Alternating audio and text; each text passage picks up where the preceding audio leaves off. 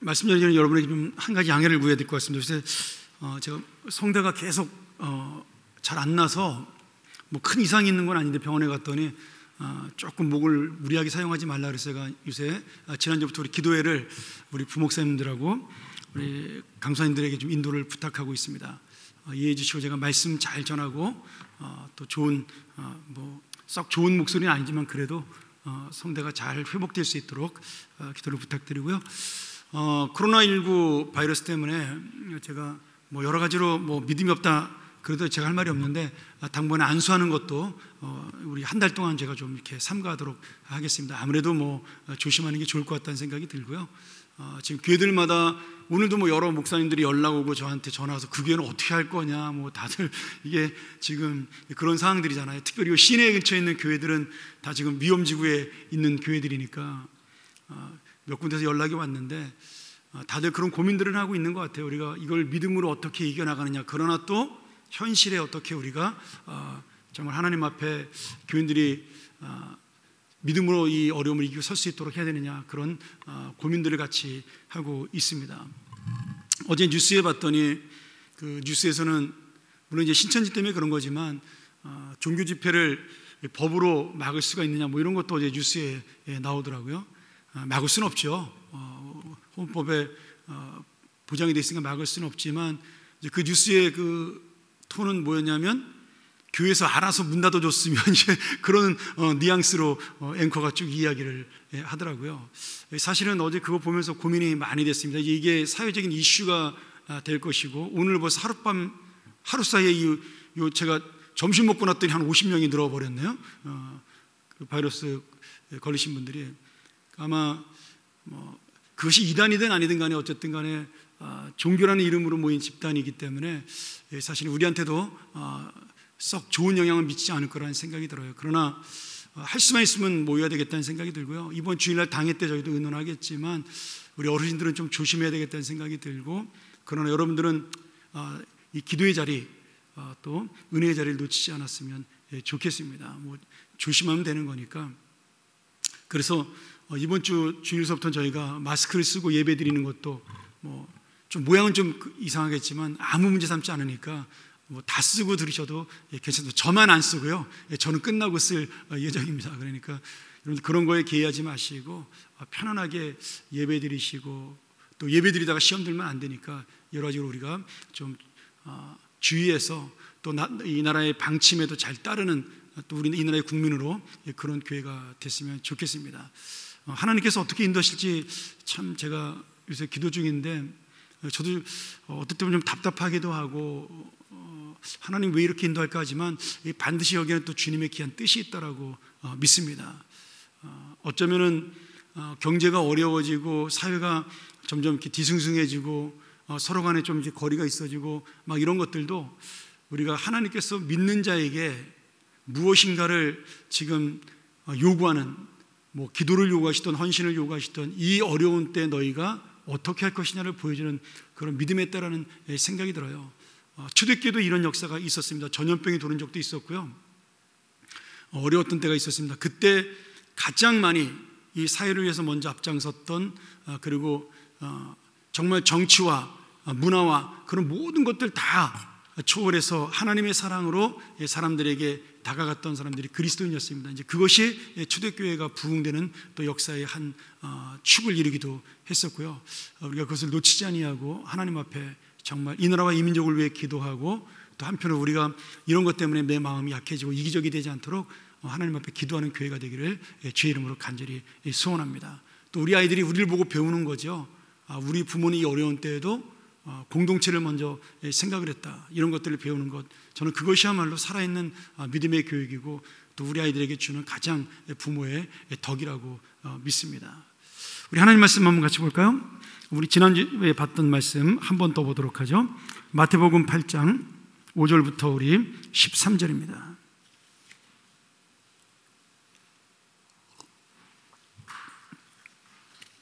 우리 백부장의 믿음 오늘 두 번째로 살펴보겠는데요. 우리 한 절씩 교독하죠. 제가 먼저 5절 봅니다. 예수께서 가버나움에 들어가시니 한 백부장이 나와 간구하여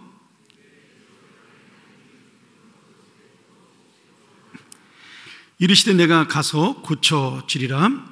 백부장이 대답하여 이르되 주여 내 집에 들어오심을 나는 감당하지 못하겠사오니 다만 말씀으로만 하옵소서. 그러면 내 하인이 낫겠사옵나이다. 나도 남의 수하에 있는 사람이요 내 아래에도 군사가 있으니 이더러 가라 하면 가고 저더러 오라 하면 오고 내 종도로 이것을 하면 하라 하면 하나이다. 내가 진실로 너희에게 이르노니 이스라엘 중 아무에게서도 이만한 믿음을 보지 못하였노라. 또 너희에게 이르노니 동서로부터 많은 사람이 이르러 아브라함과 이삭과 야곱과 함께 천국에 앉으려니와.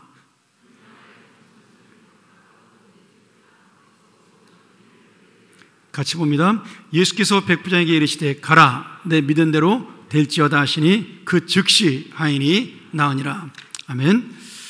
오늘 우리 예수님을 만난 사람들 네 번째 백부장의 믿음. 우리 지난주에는 하나님을 감동시켰던 백부장의 믿음에 대한 이야기를 중심으로 은혜를 나눴습니다. 물론 저 역시도 정말 이스라엘 사람들이 보여주지 않았던 예수님조차도 놀랬던 그 믿음에 대한 감동이 우리에게 있었죠.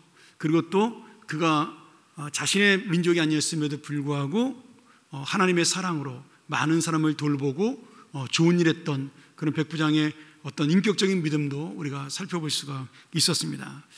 저는 오늘 그 백부장의 믿음도 굉장히 중요하지만 오늘 말씀의 중심은 주님의 능력입니다. 이 백부장이 주님을 만날 수밖에 없었던 이유, 그리고 주님을 만나야만 그 문제가 해결될 수밖에 없었던 그 놀라운 그 목적과 이유를 이 말씀을 통해서 우리가 볼 수가 있는 거죠. 백부장이 예수님에게 이렇게 말씀을 했습니다. 주여 내 집에 들어오심을 내가 감당치 못하겠습니다. 예수님이 내가 가서 고쳐주리라 이렇게 약속을 했는데 주님 내 집에 오시는 것을 내가 감당치 못합니다. 그러면 뭐 예수님이 집에 오는 것을 싫어한 것도 아니고 어려워한 것도 아니고 여기는 굉장히 깊은 신앙적인 의미가 있는 거죠. 지금 이 백부장이 볼 때 예수님은 하나님의 아들로 분명히 인정하고 있는 겁니다. 이게 주님이란 단어를 썼었고 그리고 그 앞에 나와 간구하는 그 태도, 모든 그런 자세들이 지금 예수 그리스도를 하나님의 아들 메시아로 분명히 인정하고 있는 거예요. 그러니까 그 하나님의 아들이신 메시아, 다시 말하면 하나님을 자기의 집으로 모시는 것은 너무나 자기가 감당하지 못할 일이라고 생각을 한 겁니다. 뭐 이 믿음만 좋은 믿음은 아닙니다. 그러면 뭐 예수님을 자기네 집으로 모셨던 그 나사로의 집은 믿음이 없는 거냐? 여러분 그런 의미가 아니라는 거죠. 지금 예수 그리스도를 어떤 존재로 인정하느냐, 거기에 대한 이야기를 하고 있는 겁니다. 그래서 그 예수님을 믿는 하나님에 대한 믿음을 가지고 지금 이 백부장이 어떤 고백을 해요? 말씀으로만 하옵소서, 이렇게 이야기를 하고 있는 겁니다. 말씀으로만 하옵소서. 여러분 이 말씀이 신약에서 뭐 로고스로 나올 때도 있고 레마로 나올 때도 있습니다. 중요한 거는 그 말씀이 그냥 일반적인 말씀이 아니라 주님의 말씀이라는 거예요. 그 주님의 말씀이라는 것이 굉장히 지금 중요한 의미를 가지고 있습니다. 그러면서 지금 이 백부장이 또 다른 고백을 하죠. 내가 군인으로 남의 밑에 있는 사람입니다. 또 내 부하도 있습니다.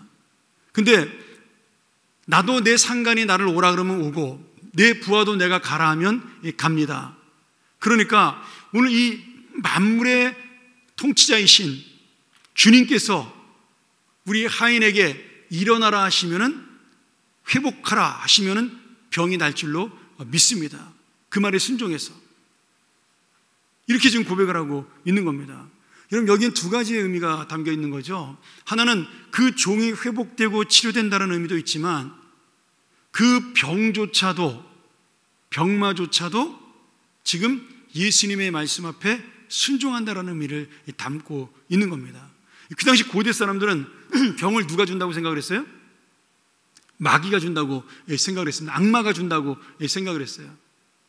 그래서 왜 이게 전염병이나 이렇게 그 돌면 그걸 재앙이라고 불렀잖아요. 그 재앙이라는 단어가 사탄이, 마귀가 주는 병이라고 생각을 했기 때문에 재앙이라고 부른 겁니다. 이거 당연히 뭐 옛날 사람들 사고방식으로 보면 지금 이런 코로나19 같은 것도 그런 식으로 봤겠죠.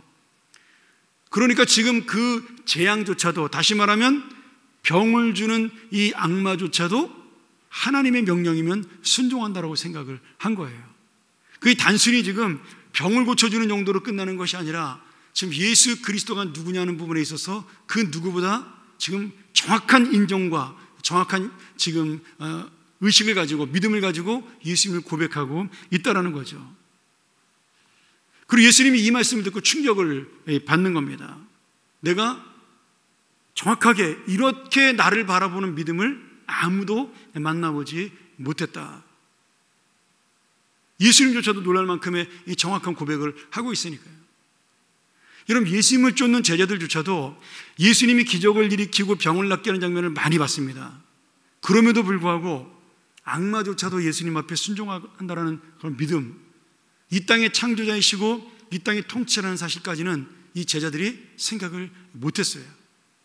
근데 지금 이 백부장은 이방인임에도 불구하고 예수님에 대한 정확한 지금 해답을 갖고 있는 겁니다. 제가 오늘 이 말씀을 보면서 백부장이 했던 말씀으로만 하옵소서가 제 마음속에 굉장히 은혜로 들어왔습니다. 이 말씀으로만 하옵소서의 말씀이 어떻게 보면 예수님이 하신 말씀일 수도 있지만 예수님 자신을 가리키는 말이기도 한 겁니다. 요한복음 1장 1절에 뭐라고 시작을 하죠? 태초에 말씀이 계시니라, 이렇게 시작을 합니다. 여러분, 왜 요한복음에서 태초에 말씀이 계시니라로 예수님을 정의했을까요? 제가 한번 대회 때 얘기를 했죠. 그 당시 헬라 사람들은 잡다한 여러 가지 신을 믿었으니까 예수님을 신이라고 이야기하면 그 중에 한 신 정도로 오해를 할까봐 예수님은 만물의 근원, 창조주, 이 세상의 전체를 지배하는 유일한 신, 이걸 강조하기 위해서 로고스라는 말씀이란 단어, 진리의 근원이라는 단어를 썼다라고 제가 설명을 한 적이 있습니다. 근데 저는 그런 어떤 헬라 철학적인 해석도 중요하지만 오늘 이 예수 그리스도가 진짜 말씀 자체라는 거예요. 그분이 말씀으로 우리 안에 들어오시기 위해서 이 땅에 오셨다라는 겁니다.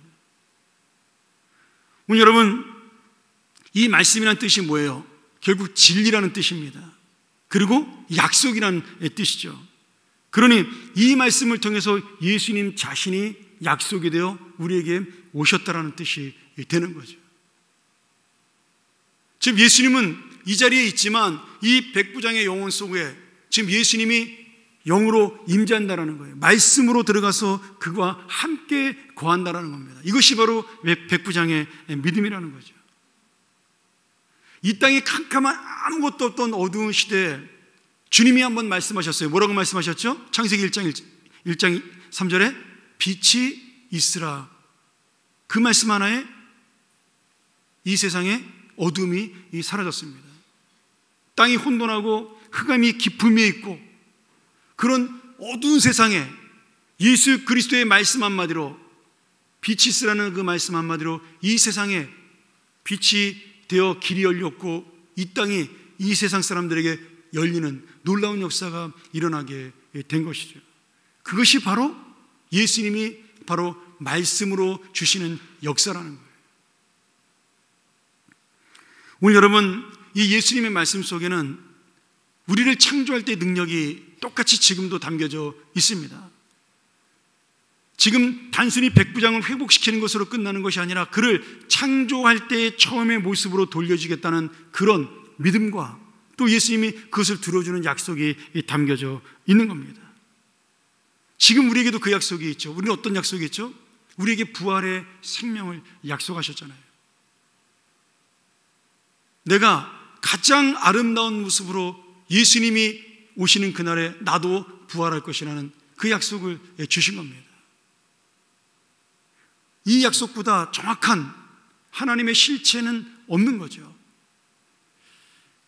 오늘 이 땅이 아무리 혼돈하고 어지럽고 흑암이 있어도 주님의 말씀 한마디면 모든 질서가 이루어지고 새로운 세상이 열리게 되고 그리고 밝은 세상으로 바뀌게 된다는 것, 그리고 내 개인의 인생도 주님의 놀라운 인생을 회복시켜 주신다는 것, 이 모든 것이 이 말씀 한마디에 달려 있다는 겁니다.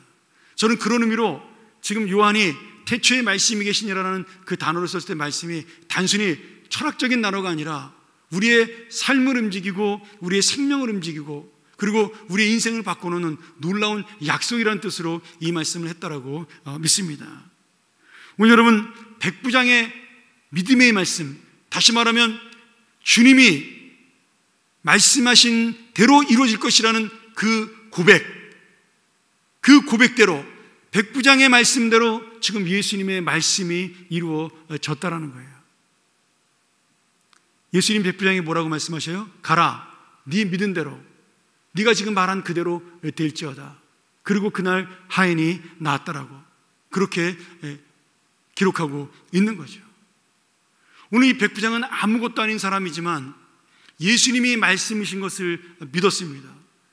예수님이 그 말씀의 본체요 진리신 것을 믿었고요, 창조의 주인이고 회복의 주인인 것을 믿었습니다.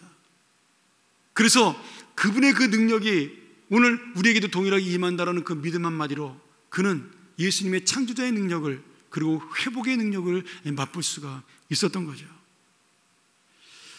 오늘 여러분, 이것이 바로 오늘 우리가 만나야 될 하나님의 은혜고 말씀의 능력이요, 또 예수 그리스도의 약속에 대한 우리의 믿음의 응답입니다. 저는 이 말씀을 바라보면서 단순히 기록된 그리고 지식으로 전해진다면 정말 이런 말씀들은 좋은 책에 쓰여진 신기한 이야기에 불과합니다. 이 백부장의 역사가 그냥 이렇게 이야기로 끝난다면 그렇지 않습니까? 근데 그 살아있는 말씀이, 백부장의 믿음의 말과 예수 그리스도의 그 약속이 이루어지는 그 말씀이 오늘 우리의 삶 속에 이루어지면 그것은 바로 지금 살아있는 능력으로 우리에게 함께 임하게 되는 거죠. 오늘 그 말씀, 우리 장로교 쪽에서는 우리 보수주의에서는 굉장히 싫어하는 철학과 그 신학을 했던 칼바르트라는 유명한 신학자가 있습니다. 지금 통합 측의 장신대나 통합 측의 신학을 거의 집대성한 그런 사람이라고 볼 수가 있죠. 근데 그분이 성경을 해석하면서 만든 말씀, 100% 맞는 말씀 아니지만 그 말씀을 했어요. 나에게 하나님의 말씀이 정말 번갯불처럼 임하는 그 순간이 와야 그것은 진정한 말씀이다. 그렇게 이야기를 했습니다. 물론 그 말을 가지고 비난할 수도 있죠. 왜냐하면 성경 말씀 전체가 하나님 말씀이 아니라 그 말씀 속에는 내가 은혜 받는 것, 내가 깨닫는 것, 나에게 역사가 임하는 것이 진짜 하나님의 말씀이다, 이런 뜻이 담겨져 있으니까 우리 복음주의 쪽에서는 굉장히 그 말을 싫어합니다. 성경은 창세기 1장 1절부터 요한계시록 마지막 장까지 전부 다 하나님 말씀인데 어떻게 나에게 은혜가 임해야 하나님 말씀이냐. 물론 저도 그 칼바르트의 말에 동의하는 건 아닙니다. 근데 제가 하나는 동의합니다. 내가 말씀을 볼 때 그 말씀이 나에게 살아있는 능력이 되어야 된다는 것, 그것이 은혜로 임해야 된다는 것 하나는 제가 동의합니다. 성경 전체는 전부 그런 능력이 있어요. 내가 믿음이 없고 내가 주님을 붙드는 그런 결사적인 하나님을 향한 진정한 믿음이 없기 때문에 그 말씀이 어떤 것만 나에게 다가오는 말씀이 되고 능력이 임하는 말씀이 되는 것이지, 실제로 하나님의 말씀 전체는 어떤 부분을 읽어도 역사가 있고 능력이 있고 나에게 약속으로 다가와 주시는 말씀입니다. 그러므로 우리가 이 백부장처럼 정말 예수님을 바라본다면, 백부장은 지금 성경을 바라본 게 아니라 예수님을 바라본 거잖아요. 성경이 없는 시대니까. 근데 우리는 성경을 바라봐야 되잖아요. 근데 예수님을 바라보는 것이나 성경을 바라보는 것이나 사실은 똑같은 능력인 겁니다. 똑같은 은혜고 똑같은 믿음인 거죠. 왜? 예수님 말씀이 그대로 그 속에 담겨져 있으니까.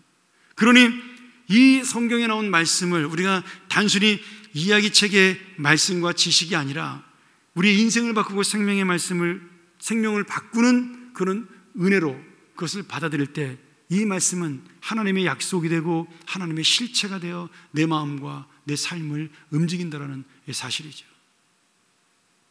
물론 매일 그렇게 주님의 말씀을 만나기는 쉽지 않습니다. 우리가 성경을 읽을 때마다 그런 은혜를 만난다면 얼마나 좋겠어요. 근데 그렇게 쉽진 않죠. 근데 우리 마음속에 정말 그런 소망이 있어야 된다는 거죠. 그 갈급함이 있어야 한다는 겁니다. 내가 정말 살아있는 예수님을 실제로 만나는 것처럼, 그 예수님이 나에게 지금 이야기하는 것처럼 그 말씀을 붙들고 내가 기도할 수 있는 그 믿음을 내 안에 갖고 있어야 한다는 겁니다. 여러분, 우리 예배 시간에 그런 거 느끼지 않습니까? 어떤 때는 굉장히 피곤하고 힘들어서 앉아있는데 갑자기 평상시에 너무나 잘하는 말씀이고 뭐 당연한 말씀이고 맨날 들었던 말씀 같은데 어느 순간에 그 말씀이 내 영혼을 강타할 때가 있습니다. 내 심령을 움직일 때가 있어요. 똑같은 말씀을 전하는데,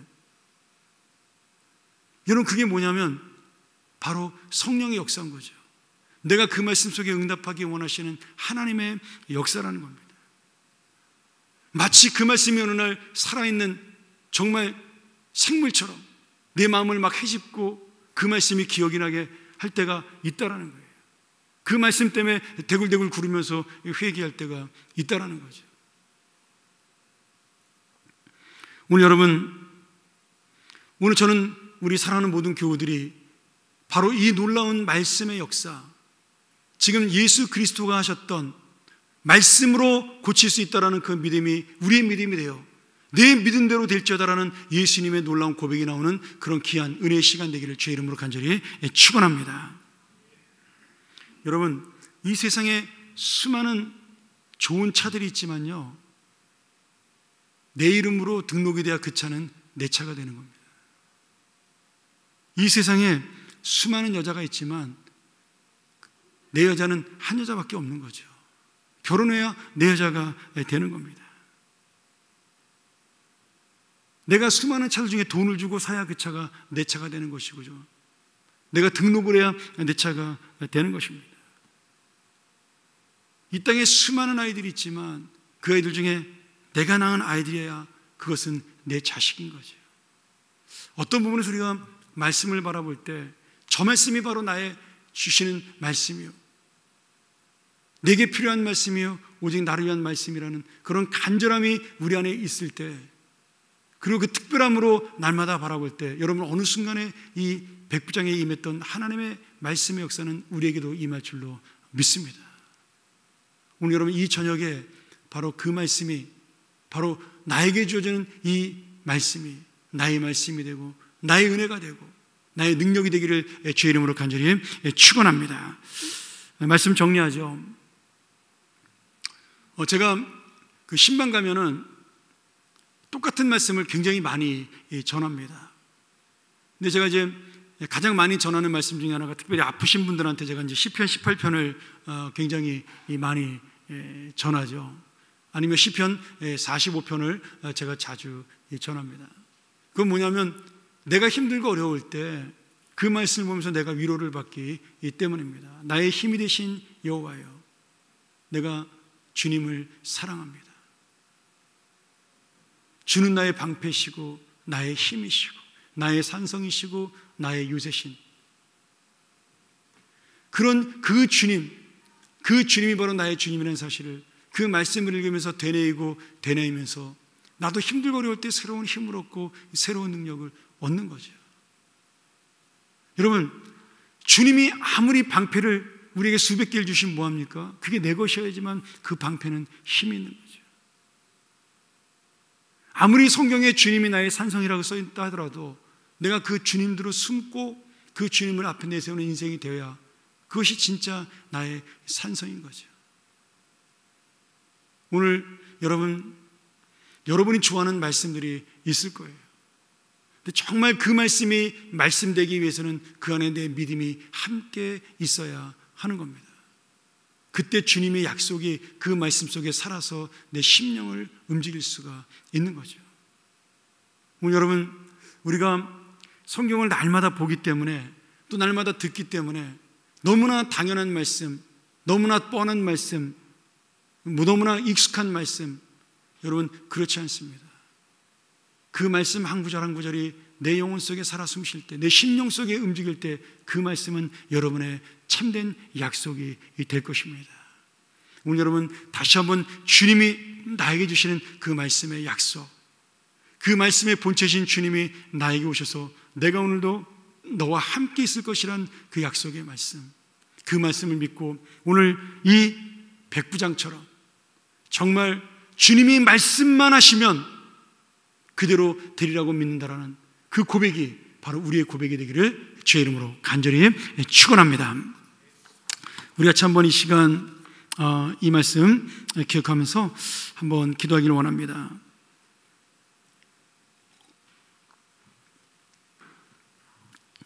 하나님이 우리에게 참 많은 부분으로 약속하셨죠.